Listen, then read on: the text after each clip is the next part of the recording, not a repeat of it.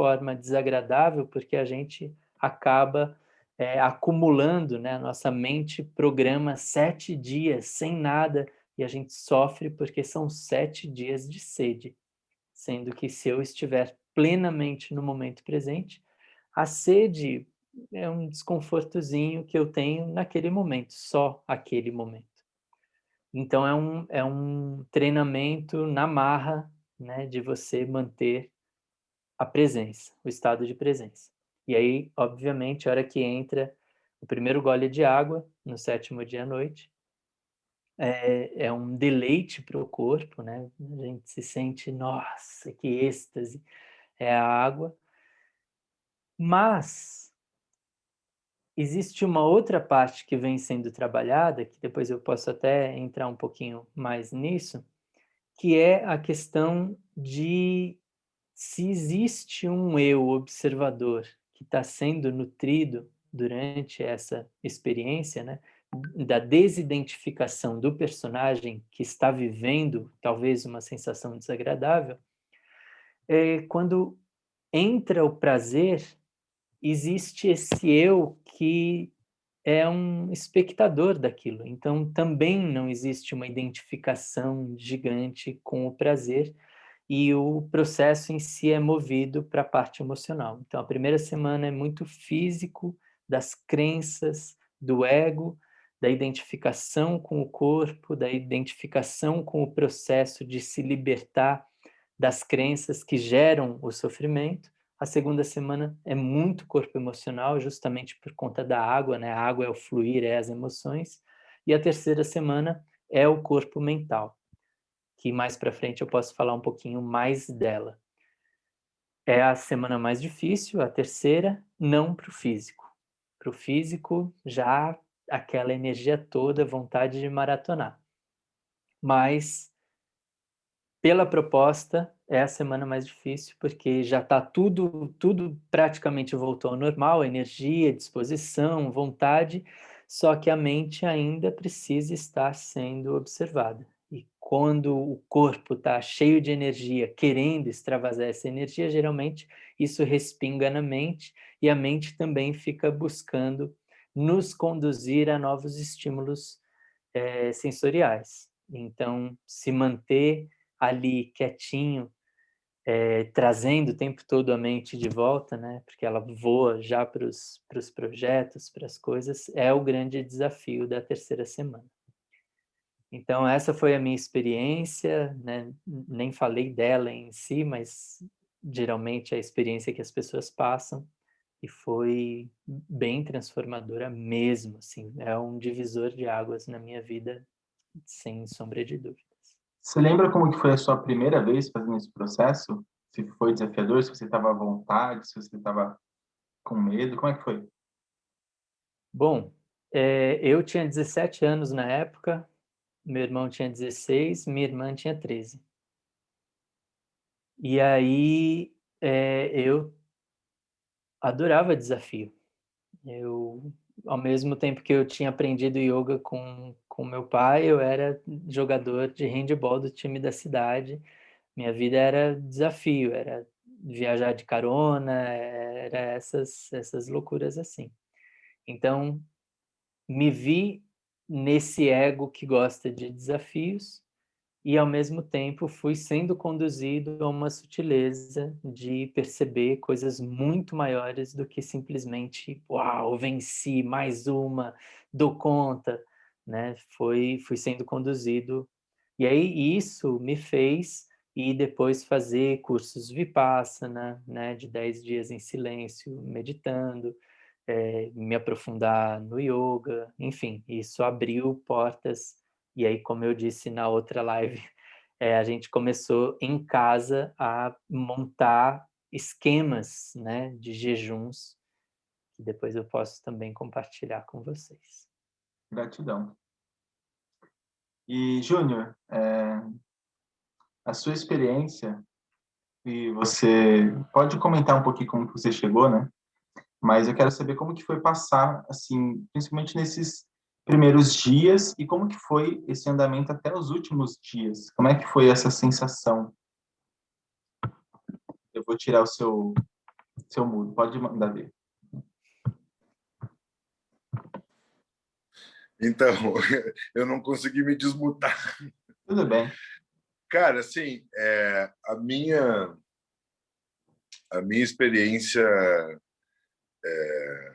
como eu falei na outra parte da live, ela é diametralmente oposta do Oberon, assim, porque a minha não teve muito estudo, assim, foi uma coisa que eu recebi durante a meditação e ela foi acontecendo muito de forma intuitiva, assim, né?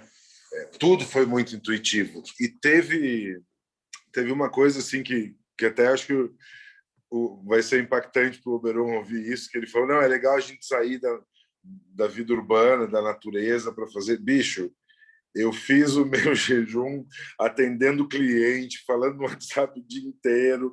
Tipo, 80% da minha vida continuou como estava. Assim, eu dediquei esses 20% que eu podia fazer. Eu falei, cara, eu vou fazer o mais bem feito que eu puder, assim, sabe?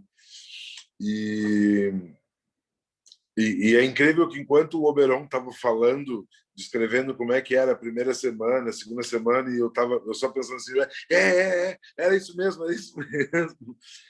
E uma coisa que para mim foi muito louco, assim, o que foi mais marcante para mim, assim, foi o terceiro e o oitavo dia. Porque no terceiro dia foi quando meu corpo parou de doer, né? Porque estava naquela síndrome de abstinência de glicose, cafeína, glúten, lactose, aquele monte de coisa que muita gente envenena o corpo diariamente, assim, né? E que era o meu caso. Eu era uma pessoa de 125 quilos. Agora estou pesando 93,5. Então, tipo, primeira coisa que o jejum fez por mim, assim, o menor dos pontos positivos foi uma bariátrica natural.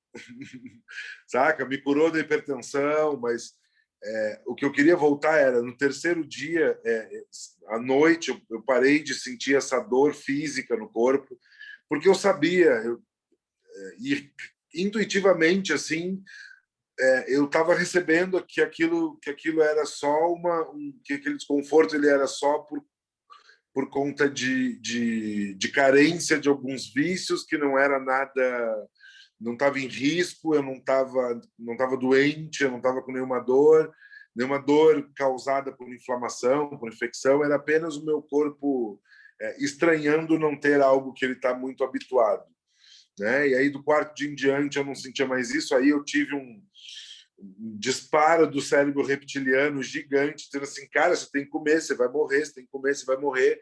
E eu forte ali no propósito, digo, não, eu não vou morrer, pô, eu peso 125 quilos, eu tenho horrores de energia estocada para sobreviver esse período e vai ser de boa. E aí no oitavo dia, isso foi muito louco, cara. Eu sempre tive um problema, até então eu tinha compulsão por doce. E eu era tão. Minha compulsão por doce ela era tão louca que eu chegava ao ponto de pedir a sobremesa no restaurante antes de pedir o prato, porque podia ser que a sobremesa acabasse. Eu era nesse naipe de louco por doce. E qualquer doce, tá? Se não tivesse doce normal, nenhum doce, assim, eu comia açúcar e ia ficar feliz do mesmo jeito. E uma das coisas que sempre teve uma ligação muito forte com a minha memória afetiva era o cheiro do algodão doce. Nem o gosto em si, mas o cheiro do algodão doce. E no oitavo dia do meu jejum, eu estava andando de moto por um lugar lá em Floripa e eu passei por um ponto turístico e tinha uma carrocinha de algodão doce. E veio aquele cheiro de glicose queimado, assim, e aquilo... Cara, mas me deu um negócio, assim... E ali ali eu entendi que eu estava me dissociando da minha relação emocional com a comida, né? Que muito tempo depois, inclusive eu comentei isso com você, Felipe, meu jejum foi no dia 7 de maio ao dia 15 de junho de 2020, E agora, no dia 20 e poucos de janeiro, foi quando eu tive uma experiência com o mestre Chapeludo e caiu a minha ficha de por que eu tinha aquela compulsão alimentar. Então, o que eu posso dizer do meu aprendizado é que ele começou lá em dia 7 de maio, mas ele continua acontecendo até hoje, assim. E uma coisa muito importante que o Oberon falou, que eu quero reforçar também, é o seguinte, cara, não façam negócio sozinhos, sem orientação. O Oberon fez o caminho dele, de entendendo, de construindo com outras pessoas. O que eu fiz foi loucura, mas, e assim, as pessoas que me conhecem sabem que eu sou meio sem noção de dizer vamos pular do avião, eu digo vamos embora. Então, eu só entrei naquela porque eu me senti tão tocado espiritualmente, foi tão forte aquilo dentro de mim que, assim, eu falei, cara, Deus não ia me botar numa roubada dessa, o universo não ia me fazer chegar até aqui, passar por uma dessa para morrer e ser um fiasco. Pô, ia ser um fiasco para nossa turma toda lá de cima, sacou? Pô, todo mundo em quem eu prego, o amor incondicional, a energia criativa da natureza, todo mundo ia perder a credibilidade se eu morresse no jejum. Então, isso foi uma coisa que me deu muita segurança e muita tranquilidade, assim. E foi um processo tão louco de energia, de despertar energia corporal, que o Oberon falou, que eu tive que começar a malhar durante o jejum, porque eu não aguentava de tamanha energia, já estava preso em casa por conta do lockdown, mas assim, cara, eu saí um dia, comprei um kettlebell, uma bola suíça e comecei a inventar vários exercícios. A Gica, que é personal, me deu umas dicas também de treino para eu fazer em casa, porque eu estava assim, cara, eu não consigo. Eu cheguei a ter um flow de 70 e poucas horas sem dormir, assim, tipo, e tava de boa, aquilo não me incomodava, era excesso de energia, né? E 15 dias depois de acabado o jejum, eu já estava assim, porra, que saudade daquela vibe, eu queria já estar fazendo de novo, assim. Olha, é muito interessante. Tem uma coisa assim que eu depois que eu conheci o Oberon e que ele falou que como que a mãe dele conheceu esse livro do Viver de Luz e que foi através de uma moça, né, que fez a entrevista no Jô, não foi? Eu fui ver essa entrevista, fui atrás de ver essa entrevista e ela falava assim que dormia tipo 2 horas por dia. E a galera falou, nossa, como assim 2 horas por dia, né? E ela explicou que quando a gente come, a gente fica cansado. Quando a gente se alimenta, o nosso corpo ele precisa processar aquilo, e isso deixa a gente cansado. E é muito interessante, porque a gente pensa, poxa, a pessoa tem mais energia quando não come. Assim, logicamente pensando, não faz sentido, né? Então, assim, a minha sogra, fui comentar com ela hoje que eu ia fazer essa live, e aí eu falei sobre o Oberon, sobre o Júnior, falei sobre os processos que vocês já fizeram. E aí eu falei assim, nossa, o cara fez um jejum de 40 dias. E aí ela perguntou, nossa, como é que ele saiu desse jejum? Devia estar desnutrido, né? E ela falou meio que num tom de brincadeira, mas realmente achando assim que esse seria o resultado. Foi esse o resultado, Júnior? Cara, o resultado foi que eu virei bodybuilder depois disso. Mano, assim, é muito louco, assim, como você muda a sua relação com a comida, como você... E como essa mudança de relação com a comida acaba interferindo em várias outras coisas na sua vida, assim, que... Puta, teve um negócio que eu tive um mentor espiritual e tive um mentor físico, que foi um cara de Israel que eu conheci, que esse eu ia gostar de conhecer, o Verão. Esse é foda. Ele faz 3 de 40 dias absoluto por ano. Esse é galo. Imagina, o cara fica 1/3 do ano sem comer, velho. E aí é o seguinte, uma coisa que ele me relatou que poderia acontecer, e realmente aconteceu, foi que chega um momento que você está tão energizado que o seu cérebro começa a operar num outro nível de frequência que você, cara, parece que você está constantemente chapado. Parece que você fumou um baseado e nunca mais voltou, assim, sabe? Eu sentia, tinha muitos momentos que eu sentia o fluxo do tempo diferente, assim, às vezes quando eu olhava, tinha amanhecido, e aí eu tinha feito um monte de coisa, não tinha mais reparado no tempo, e quando eu vi já tinha amanhecido de novo, né? Então, às vezes, puta, eu tenho 1 hora para ir em tal lugar e eu me buscava me interiorizar e entender o ritmo do meu corpo. Então, assim, tentar entender se o meu coração, o pulso elétrico que faz o meu coração bombear, está batendo no mesmo ritmo das minhas sinapses neurais. E aí, quando eu via aquela hora, eu tinha feito tudo que eu precisava fazer naquela hora em coisa de 25, 30 minutos, assim, sabe? Então, sem contar que, assim, isso o Oberon já deve ter estudado mais sobre isso. Tem combinações de hormônios que o seu corpo só libera em situações muito extremas. Então, por exemplo, tem hormônios no seu corpo, combinações de hormônios, que você só conhece quando você fica 1 minuto e meio, 2 minutos numa piscina de imersão ou num rio congelado, quando você está à beira da hipotermia, ou quando você está diante de um animal feroz, ou então quando você está numa situação de privação extrema de alimento. Eu acho que são exatamente essas novas combinações de hormônios que a gente vai conhecendo de acordo com o tempo que a gente está com a privação de nutrição, que vão, cara, mostrando assim, bicho, o nosso organismo, ele é uma farmácia que não tem como dizer, cara, eu me curei da hipertensão. E assim, para vocês terem uma ideia, o nível de hipertenso que eu era, em agosto de 2019, eu fui fazer a renovação da minha carta de motorista no Poupa Tempo, em São Paulo. Eu saí do Detran de ambulância direto para o hospital, que a minha pressão estava 21/15. Eu era hipertenso nesse naipe. E depois do jejum, eu meço a minha pressão, faço diariamente a oferição da minha pressão, eu nunca mais tive nada, minha pressão nunca passou de 12/7, muito pelo contrário, no dia do Natal, eu tive um problema, pela primeira vez na vida, descobri o que era ter a pressão baixa demais.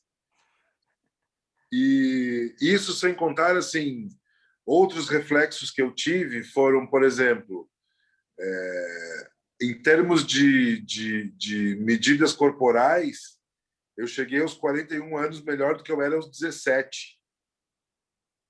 Depois de 40 anos, depois de 24 anos, eu voltei a usar uma camiseta tamanho G, que agora já está ficando folgada. Então, assim, eu estou falando de reflexos físicos para deixar com que cada pessoa que está nos assistindo consiga imaginar o quanto que isso significa lá para dentro, assim, você, como o Oberon estava falando, você reconstruir a identidade do seu corpo, reconstruir a identidade da sua relação com a comida, do seu paladar, da sua necessidade de nutrição, da sua fonte de energia. Bicho, se deixar, a gente fica 40 dias aqui sem comer, falando sobre tudo que acontece. Isso é muito legal. Não só pela parte assim que a gente começa a explorar novos potenciais do nosso corpo, né, como essa liberação de hormônios, mas isso desafia completamente a lógica, desafia a ciência por detrás né, a ciência da nutrição, né? E quando a gente passa por um processo desses, eu vou ser honesto assim, eu nunca fiquei muito tempo de jejum, eu já fiz jejuns mais curtos assim, de um dia e meio, nunca passou de 2 dias. E eu já senti muitos benefícios só de fazer esses jejuns mais curtos. Então, assim, a gente às vezes fala assim, poxa, eu não quero ficar 40 dias, não vou conseguir. A pessoa já bota uma meta gigante que ela já sabe que não vai conseguir nem faz, né? Então, assim, eu gostaria sim de fazer um jejum mais longo, mas eu sei que eu preciso respeitar também aquilo que eu considero possível para mim, né?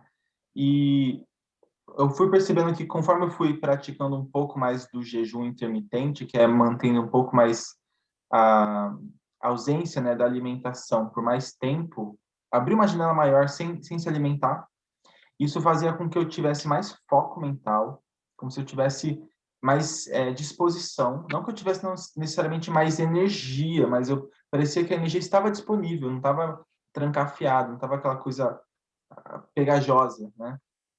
E foi muito interessante quando eu comecei a fazer isso todos os dias, porque eu fui percebendo também que eu estava perdendo peso. E eu não tinha mudado a minha alimentação. Não é que eu estava comendo menos. É que o meu corpo ele começou a processar o que já estava dentro de mim, né? E assim, eu quero saber agora, Oberon, isso é um reflexo físico, né? Mas como que isso se reflete no nosso espírito? Porque a gente já entende que nós somos um espírito tendo uma experiência humana. Então, como é que isso se passa no nosso espírito? O que acontece no nosso espírito quando a gente faz esse jejum?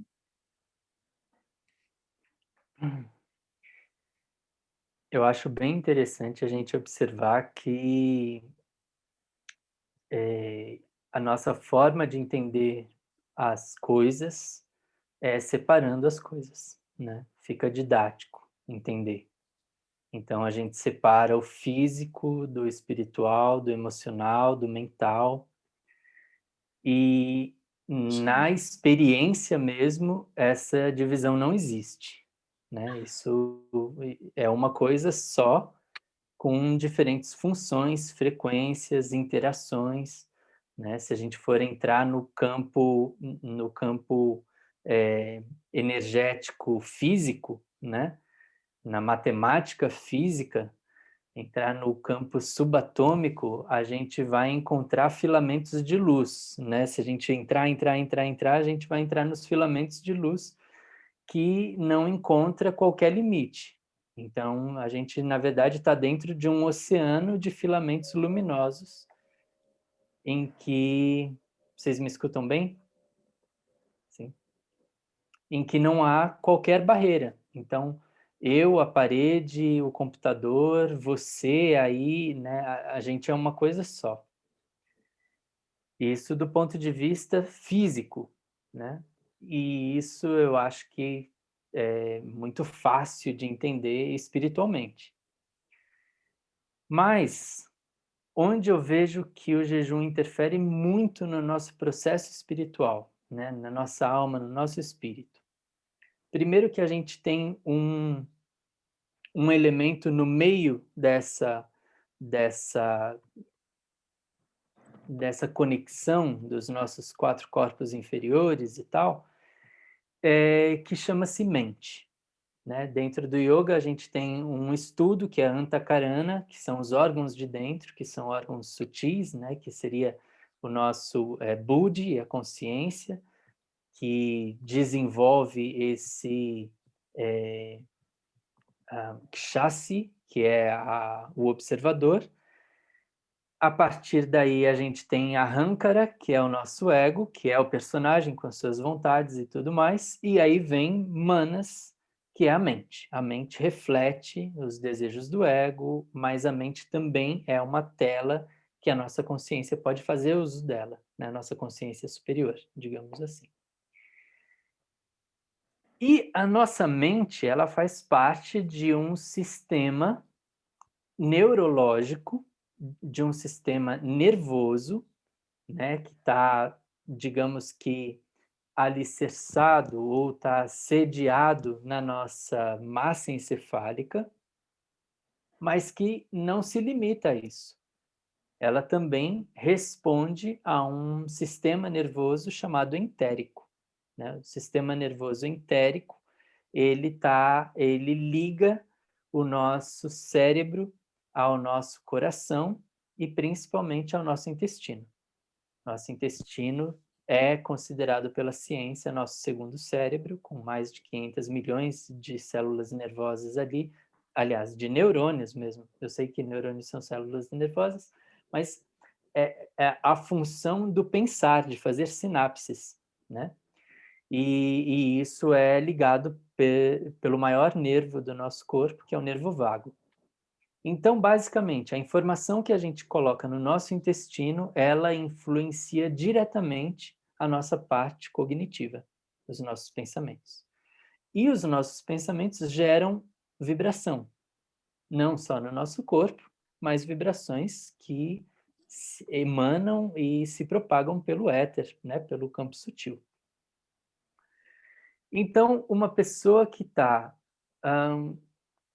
cotidianamente construindo dentro de si pensamentos negativos, pensamentos de miséria, de escassez, de ódio, de inveja, de raiva, de medo, de violência, a informação energética dessa pessoa é densa, ela vai bloqueando os canais que conectam ela com a versão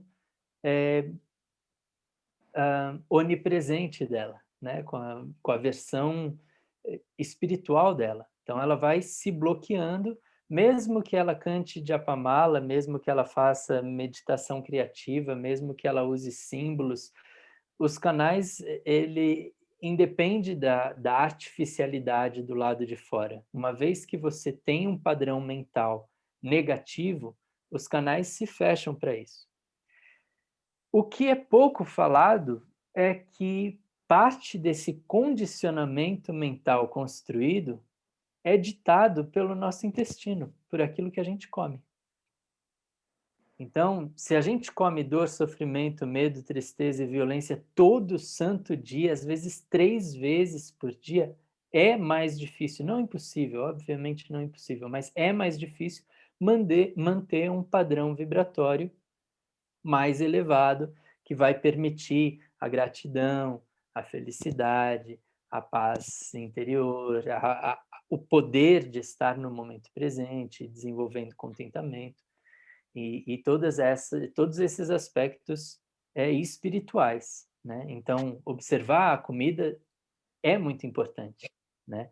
O grande pensador do Adwaita Vedanta da Índia, Ramana Maharishi, que é do começo do século passado, ele fala que existem 2 coisas muito importantes no caminho da realização, que é meditação e a segunda é alimentação, porque uma influencia na outra. Então, quando a gente faz um jejum, o que acontece?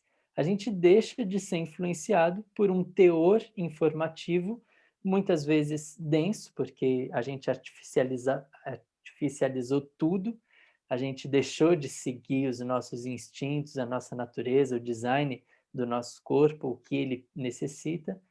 A gente vai no supermercado, pega um monte de coisa embalada no plástico, cheio de corante, estabilizante, emulsificante, mais um monte de produtos de origem animal, coloca dentro do nosso intestino. O nosso intestino funciona como um scanner de altíssima resolução, de altíssima tecnologia, que consegue alcançar a memória celular do alimento que está sendo ingerido. E aí isso é transferido para o nosso campo cognitivo e, de repente, a gente acaba vibrando nesse padrão. E isso vai interferir na nossa parte espiritual. Quando a gente faz o jejum, a gente deixa de ter essa influência e a gente começa a se conectar com a nossa luz, né? E aí é lindo. Alberão, a Gica mandou uma pergunta aqui, é o seguinte: esse alimento prejudicial está relacionado com a ingestão de carne? Qual a sua opinião?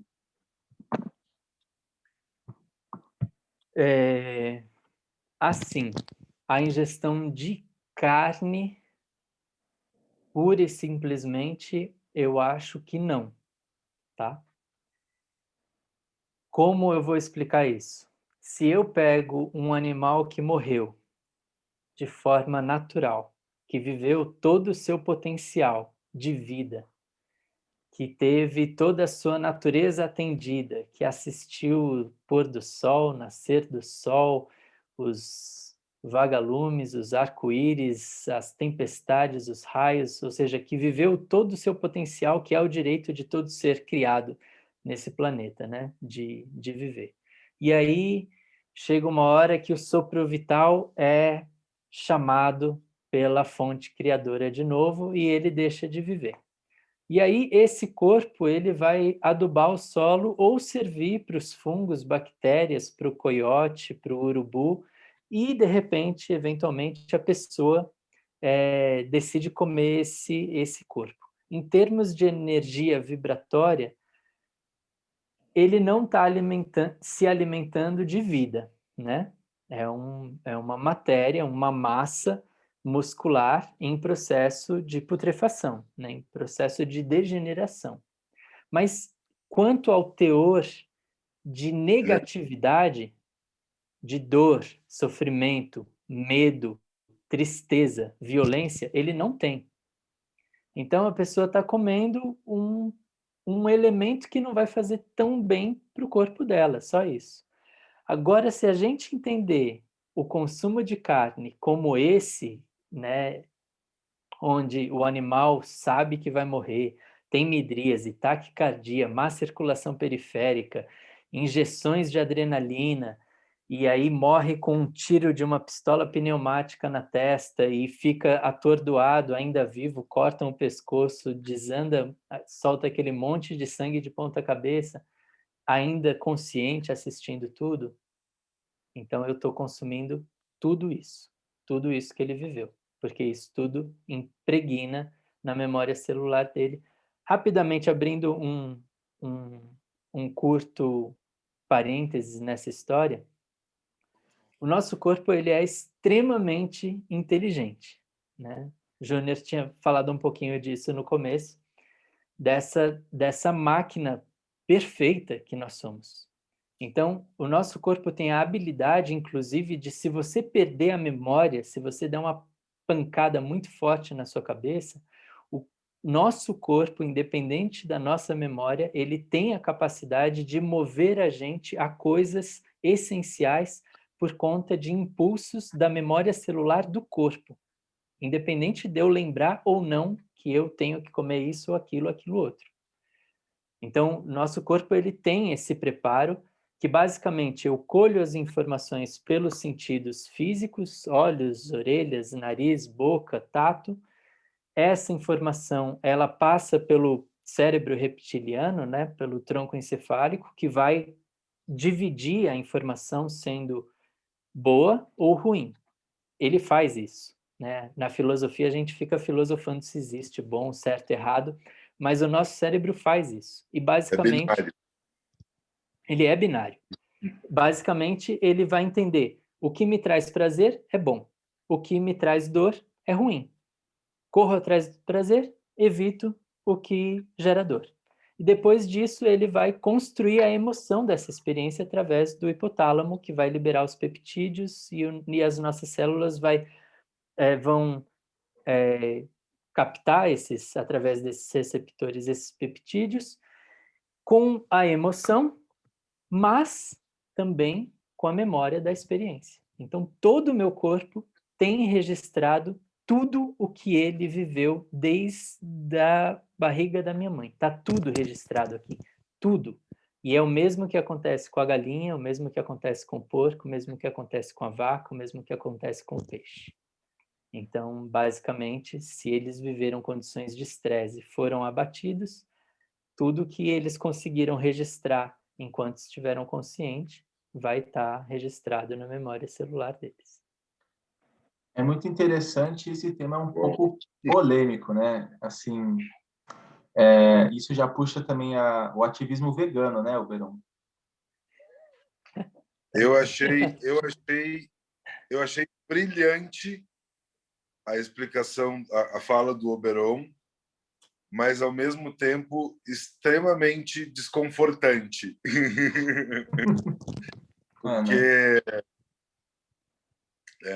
eu estou pensando, enquanto ele falava, eu pensava na minha dieta, assim, que, porra, eu como, acho que mais ou menos uns 6 a 8 ovos por dia, assim, e eu fico pensando, cara, enquanto o Oberon falava, eu pensava, mas aquela galinha não botou o ovo de boa, assim, porque ela estava feliz, saltitante pelo campo, né? Mas aí a pergunta que eu te faço é, Oberon, no meu caso, por exemplo, que preciso de nesse momento, por estar passando por um processo de reformulação da forma corporal e etc., eu tenho que ter uma alta ingesta de proteínas. E assim, eu tentei fazer uns cálculos para virar vegetariano, cara, é humanamente impossível você precisar comer a quantidade tipo, a quantidade de proteína que eu preciso por dia, eu teria que comer 10 quilos de brócolis por dia, por exemplo, para bater o macro, tá? Aí, tudo bem, você tem tempê, tem tofu, tem umas outras coisas. E aí, por outro lado, você tem a culinária vegana, que ela te dá opções proteicas maiores, mas também assim, ou você necessita de mais tempo para produzir os seus ingredientes, ou de mais dinheiro para comprá-los prontos, assim. E aí, Oberon, a pergunta que eu te faço é, sendo eu uma pessoa semi-urbana, porque hoje em dia eu moro em Florianópolis e eu venho de vez em quando injetar umas doses do soma caótico de São Paulo em mim. Mas a pergunta que eu te faço é: você, como um homem que hoje vive no campo, como é que você acha que as pessoas que estão na cidade poderiam minimamente, falando especificamente de proteína, tá? Como é que você acha que as pessoas conseguiriam minimamente ir substituindo essa proteína animal por algo vegetariano, vegano, com o mesmo valor nutricional? Lembrando que, assim, cara, muitas vezes na cidade você vai acabar optando por ligar no iFood, por abrir uma embalagem de qualquer coisa. Então, assim, eu acho que, no fundo, a minha pergunta é como usar a filosofia, alguma prática da yoga para trazer para a pessoa que está no meio urbano essa consciência de procurar se alimentar melhor e, ao mesmo tempo, assim, ela não ter... ela entender que ela não tem prejuízos do ponto de vista de macronutrientes estando na cidade, na vida corrida que ela tem normalmente. Como você enxerga isso? Maravilhosa pergunta. Acho válido trazer alguns dados, só para a gente não ficar no campo da fantasia, e também não quero desviar muito o tema da nossa conversa, mas a maior população vegana no mundo é naturalmente urbana, né? E, assim, com um número que eu nem consigo comparar, né? São Paulo é a capital com o maior número de veganos na América Latina, na América do Sul. Então, todo mundo já deve ter visto o tanto de lugares de comida vegana que abriu, assim, clique, do nada, né? E existe, sim, um preconceito de, pô, comer vegano é meio sem insosso, né? Eu escuto muito isso, mas por as pessoas não terem ido experimentar, né? Porque, na verdade, existe até um apelo em deixar ela mais gostosa do que o que é habitualmente colocado, né? Inclusive, assim, Oberon, só fazendo um parênteses rapidinho, esse foi um problema que eu enfrentei quando acabou o meu jejum. Eu entendi que, assim, eu saí atrás de muita coisa vegana, de livros e tal. Falei, não, vou testar esse estilo de vida para ver como é que ele se assenta para mim. E uma coisa que eu percebi é que a maioria das receitas que eu encontrava, elas eram todas muito calóricas, exatamente por isso, para deixar mais bonito, mais gostoso, mais não sei o quê. Quando eu vi assim, cara, um prato tem 600, 700 calorias. Sim, sim, eu concordo com você. E eu entendo também porque fazem isso, né? É uma tentativa de substituir o que já se conhece. E eu acho que a maioria, depois de um tempo, começa a ousar mais, entrar no desconhecido, né? E aí vai ficando mais saudável. Senão vira uma coisa muito de farináceos, muito de, né? E aí não é tão legal. Mas a dúvida principal que você trouxe é com relação à proteína no ambiente naturalmente artificial, né, que é a cidade. Eu acho que existe um brainwashing de você precisa de muita proteína, né? Pouco se fala dos danos que o excesso de proteína gera, né? A hiperfiltração, os cálculos na vesícula, os cálculos nos rins, sendo que se a gente você trouxe o brócolis, né, como um exemplo, ele tem proteína mesmo, mas se a gente pensar na lentilha, por exemplo, a gente tem muita proteína, né? Eu sou vegano, né, há 16 anos e não sou consumidor de soja, por exemplo, né? Que é quase que a ideia das pessoas hoje bom, então você come soja, né? Aí E você vai ver soja GMO não resolve porra nenhuma, né? pois é, né? Ainda traz danos, né? E aí, então, eu acho que combinações, aquela velha história do prato colorido com maior diversidade, você vai ter, né, o mínimo necessário, que não é mínimo, né? Na verdade, nosso corpo sintetiza muita coisa, né? Como você trouxe, esses hormônios que a gente ativa, o nosso fígado sintetiza muita proteína, ele precisa de um aporte básico, né, para os aminoácidos essenciais, para os 9 em especial, que é a combinação de leguminosas com grãos. Então, basicamente, o prato do brasileiro, o arroz e o feijão, te dá o suporte básico proteico que você precisa. Mas se você quiser ir além, aí sempre a verdura. Aí trazer grão de bico, trazer lentilha. E aí a ideia do industrializado é, de novo, o capitalismo, sabe, se apropriando de uma ideia legal. Então, agora, para você ser vegano, você tem que comprar os produtos que vêm embalado com selo vegano. Sendo que a gente, naturalmente, tem na comida tradicional brasileira, a base dela é vegana, né?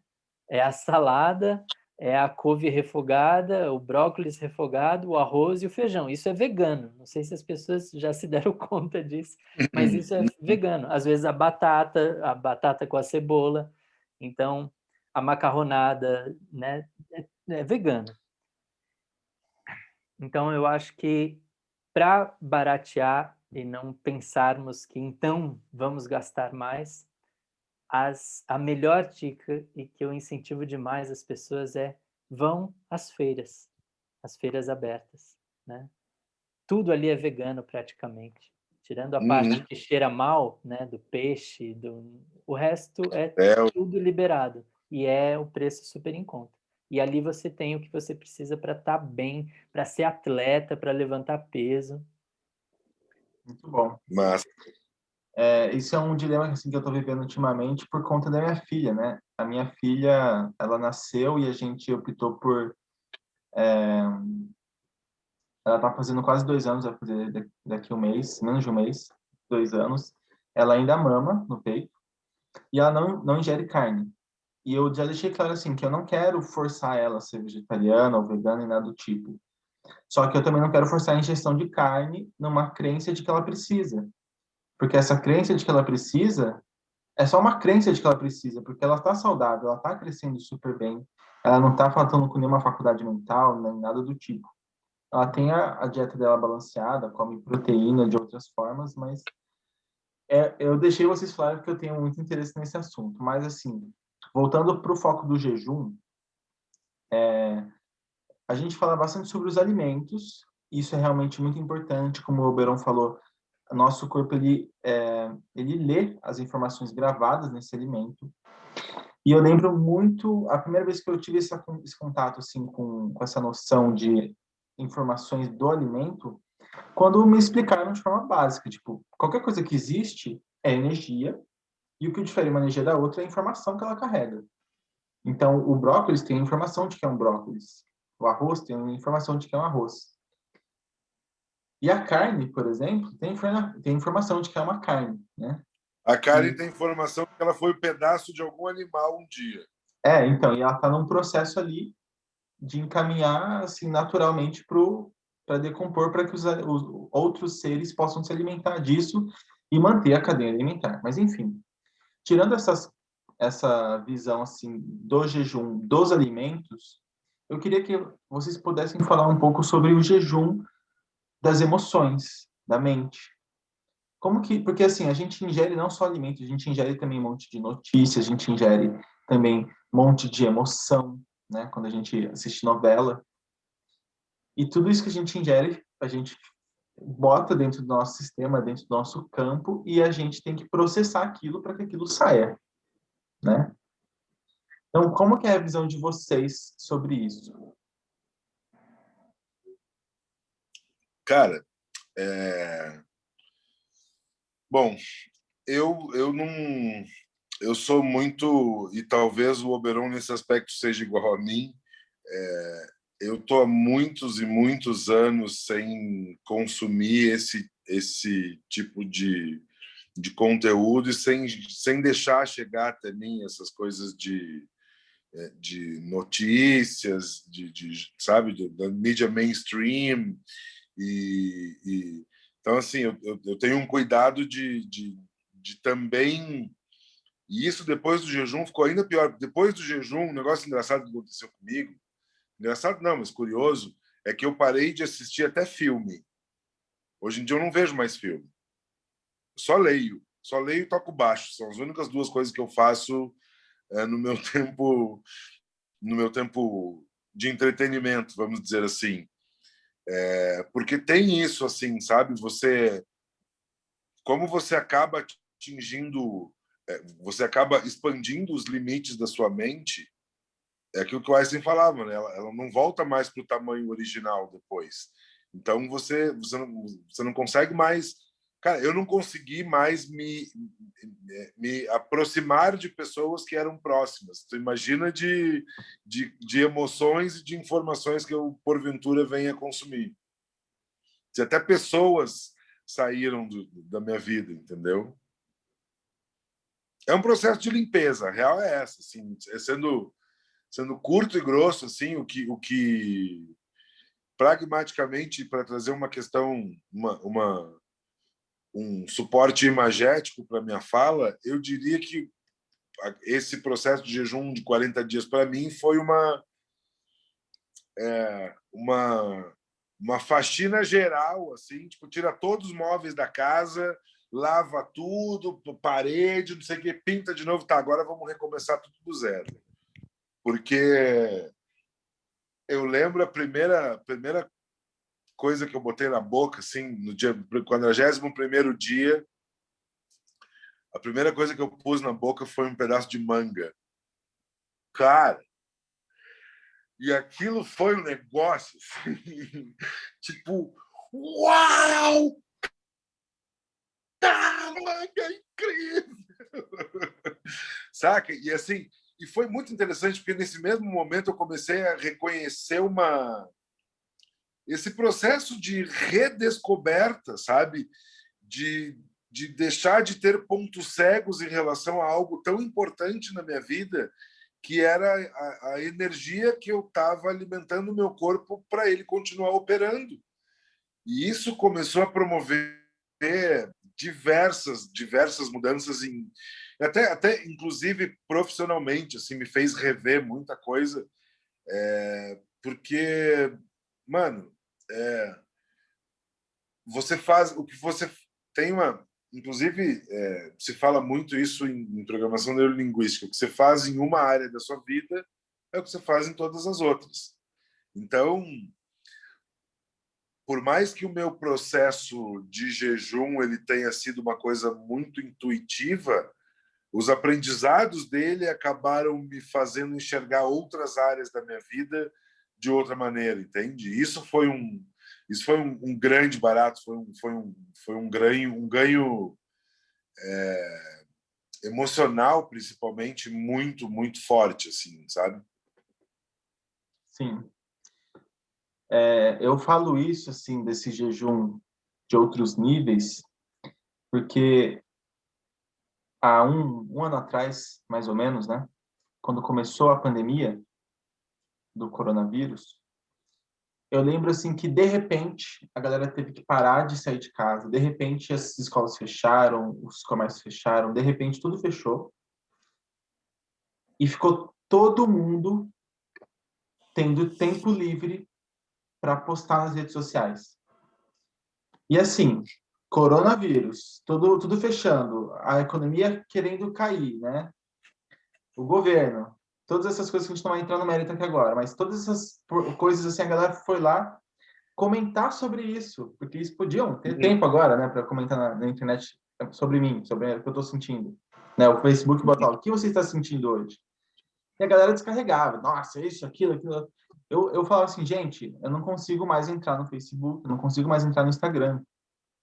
Porque é tanta coisa que a galera põe e de um nível assim, energético, de angústia, de desespero, mas era muito, muito, muito. Tipo, não que antes não tivesse, claro que sempre teve, mas foi uma explosão naquele momento. Eu tive que sair, porque eu estava me intoxicando estando ali nas redes sociais.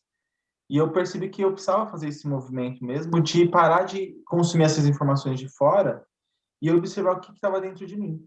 Então foi um momento também muito importante para eu me realinhar com o meu propósito, porque eu percebo assim que todas as informações que a gente precisa, agora voltando assim para o tema da autocura, né? Todas as informações que a gente precisa para se curar, para se reequilibrar, para se sentir bem, essas informações já existem dentro da gente. E como é que a gente acessa isso? A gente acessa isso parando de consumir mais informações. Porque se a gente está consumindo mais informações, o nosso corpo ele não consegue parar para processar. É como se você tivesse, sei lá, falando, pô, escolhe os feijões aqui bons, escolhe os feijões que estão mal aqui para a gente cozinhar, e quando você está escolhendo, a galera fica botando mais e mais feijão, você não consegue mais saber qual que tá bom, qual que tá ruim ali. Isso Excelente ilustração, Felipe. Vê agora esse exemplo. Então, assim, acho que acontece muito isso, né? Tipo, enquanto a gente está comendo, eu percebi isso nesse jejum, nessa experiência de jejum intermitente que eu fiz. Infelizmente, eu parei, que eu não perdi o foco, mas eu pretendo voltar e continuar com esse jejum intermitente, porque estava me fazendo muito bem, muito bem. E eu percebi exatamente isso, que quando eu comia num certo horário e parava de comer nesse horário, o meu corpo ele processava o que eu tinha consumido. E a hora que ele processava, eu começava a ter clareza. Eu começava a ver os grãozinhos que estavam bons, que estavam ruins, dentro de mim. E eu comecei a perceber todos aqueles impulsos que eram meus e todos aqueles impulsos que não eram meus. Eu consumia eles. Né? Então, por exemplo, se a gente vê uma novela e a gente fica emocionado com aquela novela, até que a gente processe aquilo e entenda que aquilo não é nosso, a gente vai agir de acordo com aquela emoção. E isso é um exemplo assim, simples para a gente entender que às vezes a gente é manipulado porque a gente se permite ser manipulado no sentido de que a gente deixa essa informação vir para a gente através de rede social, através de alimento, através dessas obras, né, de filmes, séries, etc. e tal. Então, acho que o ponto que a gente quer colocar aqui é olhar para si mesmo. Né? O jejum ele cria esse ambiente perfeito para a gente olhar para nós mesmos, sem distrações, não é isso?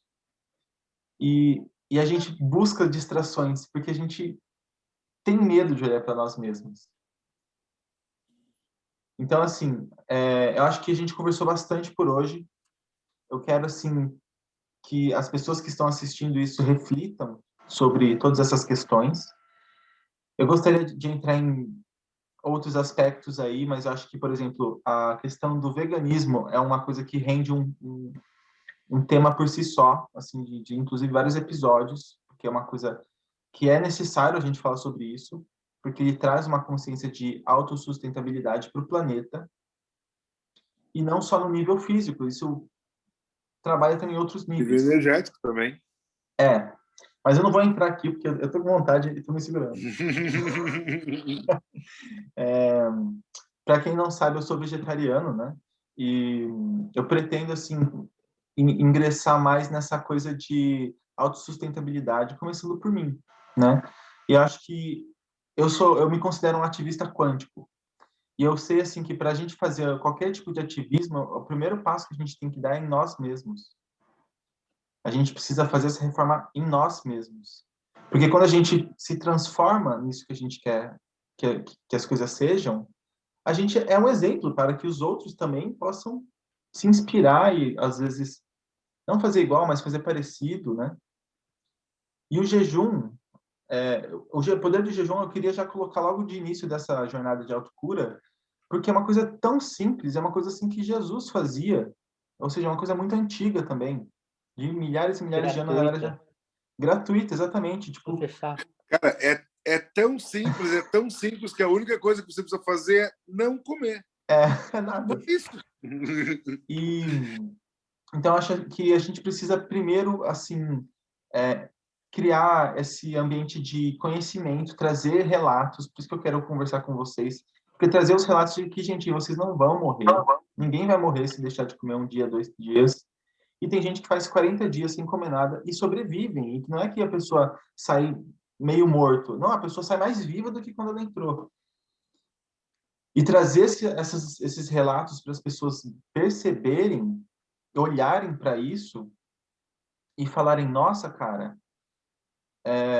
como que é possível? Então, assim, já que a gente percebeu que é possível, vamos estudar sobre isso, para trazer mais conhecimento sobre isso. Claro. Eu vou indicar, assim, para quem quer experimentar o jejum, com auxílio, existe um aplicativo que ele auxilia a gente nesse processo de jejum intermitente, não nos jejuns mais prolongados. Ele auxilia no jejum intermitente, ele dá algumas dicas, como, por exemplo, você se alimenta no momento que você não está de jejum, no quanto que você deve beber de água, e você faz um cálculo do seu peso, você faz vários cálculos assim para te ajudar, né? Mas esse aplicativo se chama Fastic, e Fastic, Fastic, que é o fast, que é o jejum, né? Só que no sentido fantástico da coisa, porque, gente, eu sou uma pessoa que eu conheço bem pouco do jejum comparado com essas duas outras pessoas que estão compartilhando aqui essa sala comigo, e eu posso dizer que é maravilhoso, assim. A gente tem uma clareza mental, a gente tem uma leveza do corpo, a gente tem as emoções estáveis. Eu percebi, assim, muito as minhas emoções estando tranquilas. Apesar de ter coisas explodindo ao meu redor, eu sabia lidar com aquilo com a clareza e com essa estabilidade. E com energia, com disposição, isso é lindo. Então, acho que isso para o nosso processo de evolução, de autocura, para o nosso processo de engrandecer a nossa experiência aqui nessa vida, porque a gente está aqui para viver o máximo que a gente pode, né? O jejum é uma ótima oportunidade da gente conhecer o que está além. Então, galera, eu quero agradecer de coração vocês. Eu acho que, tendo a oportunidade, eu quero conversar mais com vocês sobre esse assunto. E, e acho que por hoje a gente está bastante tempo aqui já e está na hora da gente se despedir, né? Que pena. O que vocês gostariam de deixar de recado aí para a galera? Eu tenho algumas referências que eu acho bastante interessante para quem quiser conhecer um pouquinho. Tem uma série no Netflix, ao contrário do Júnior, né, que parou até com os filmes. Eu tenho assistido muito filme. Eu estou no final da finalização de um documentário, de um longa-metragem. Aqui, eu estou aqui no estúdio de casa. Mas Então, tenho me empenhado muito em entender tempos, entender essas coisas, e eu vivo buscando referências. E aí uma das séries é A Indústria da Cura, que, se não me engano, a primeira são vários episódios, cada um falando de alguma coisa relacionada à cura. E aí tem o episódio do jejum. E aí tem um centro na Costa Rica que faz 40 dias de jejum de água. E aí as pessoas comentam como é que é, e aí entram lá, e aí os processos que acontecem, o acompanhamento mais sutil que acontece, mas nos Estados Unidos também tem um centro de recuperação, inclusive de câncer, né, através do jejum. Para quem já ouviu falar, também tem a terapia Gerson, que é baseada no jejum com sucos de fruta, né, para reversão de tumores. Então, assim, é super curativo, né? Eu tenho relatos de pessoas que conseguiram isso. Aí a minha outra indicação é o filme The Game Changers, A Dieta Esse do eu Gladiador, assisti. Esse eu assisti. que tira um pouquinho os mitos, né, de você precisa comer um boi para ser forte como um boi. Eu ia trazer What the mais Hell algum. também é um bom filme. What the Health, Conspiracy. E ia ser um outro falando de jejum, alguma coisa assim. Mas, enfim, fica aí essas dicas. Se liguem aí logo, logo, o documentário Muco vai estar saindo esse semestre ainda, se tudo correr bem. E queria agradecer esse espaço, muito feliz em ouvir o relato do Júnior, muito agradecido também pelo compartilhar, né, escutar as informações do Felipe e pelo convite. Muito agradecido a todos que estiveram aí também escutando. Gratidão, amigo. Bom, fica a dica, Alberão, se você não conhece, tem a plataforma gaia.com, que é como se fosse uma Netflix da espiritualidade. Tem muita coisa boa lá. A única coisa ruim é que não tem legenda para português, mas se você manja do inglês, manda ver. Então, gente, é isso. Agradeço a todo mundo que está aqui, inclusive o Eurípides, que é meu pai. Gratidão, pai, por ter aparecido aí. E, gente, fiquem na paz. Se vocês quiserem o contato do Oberon e do Júnior, para a gente trocar umas figurinhas depois, vocês falem comigo. Tem lá na página do Instagram, eu postei o Instagram deles também. E agradeço de novo vocês. Desculpa de novo pelos problemas técnicos que tivemos aí com o áudio. A gente vai aprendendo. E agradeço a oportunidade de estar nesse propósito, de trazendo essas informações, porque a gente tem muito a enriquecer a nossa civilização, né? Quando a gente traz essas desmistificações, essas ferramentas, e é claro que sempre trazendo o amor, né? Amor a nós mesmos e amor a todas aquelas pessoas que compartilham essa experiência com a gente. Fica o convite, Júnior e Felipe, para quando quiserem fazer uma visita, assim que terminar a pandemia, né? Sabe lá quando, mas vai ser uma alegria tê-los por aqui. Gratidão. Eu faço questão de ir e vou achar o máximo ir pela primeira vez ir numa casa em Minas Gerais e não ser recebido na cozinha. Porque pela primeira vez na vida eu vou dizer uma coisa, vai soar até maluco, eu só vou se não tiver comida. Boa. Valeu, galera. Vou Gente, grande beijo, muito obrigado. Gratidão. Tchau, tchau. Tchau. Fui.